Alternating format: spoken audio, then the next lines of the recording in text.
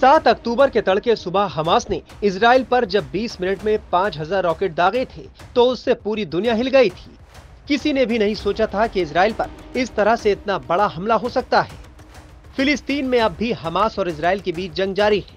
Media reports में दावा किया गया है कि हमास की तर्ज पर अब पाकिस्तानी आतंकी संगठन भी भारत के खिलाफ साजिश रच रहे हैं।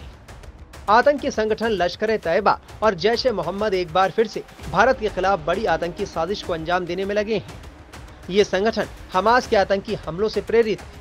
खबर है कि इजराइल हमास संघर्ष के शुरू होने के बाद से लश्कर और जैश दोनों ही संगठन इस समय भारत के साथ लगी LOC यानी नियंत्रण रेखा पर आक्रामक तरीके से गतिविधियों में तेजी ला रहे हैं। हमास के आतंकी हमले के बाद से ही भारत में सुरक्षा एजेंसियां चौकन्नी हैं। पिछले कुछ दिनों से सीमा पर घुसपैठ में कुछ इजाफा भी देखा गया है।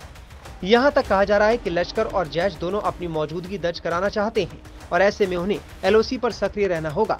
कहा जा रहा है कि अचानक शरणार्थी संकट और तहरीक-ए-जिहाद पाकिस्तान या तहरीक-ए-तालिबान पाकिस्तान के हमलों के चलते लश्कर और जैश घरेलू स्तर पर अपना आधार खोते जा रहे हैं। उनकी पकड़ भी कमजोर हो रही है और उन्हें आर्थिक तंगी का सामना करना पड़ रहा है। इसीलिए खुद को हमास, हिजबुल्लाह के बराबर साबित करने के लिए ये भारत के खिलाफ बड़ी आतंकी साजिश रच रहे हैं। बताया जा रहा है कि सीमा से लगे इलाकों में पिछले महीने ड्रोन गतिविधियों में काफी इजाफा हुआ है। वो एक दिन में करीब लगभग 2 से 3 बार उड़ान भर रहे हैं।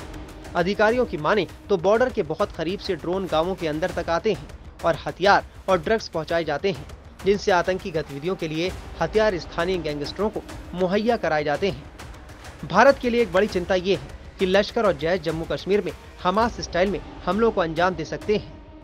फिलहाल सभी जांच एजेंसियां चौकन्नी हैं। Times now of Bharat digital की रिपोर्ट।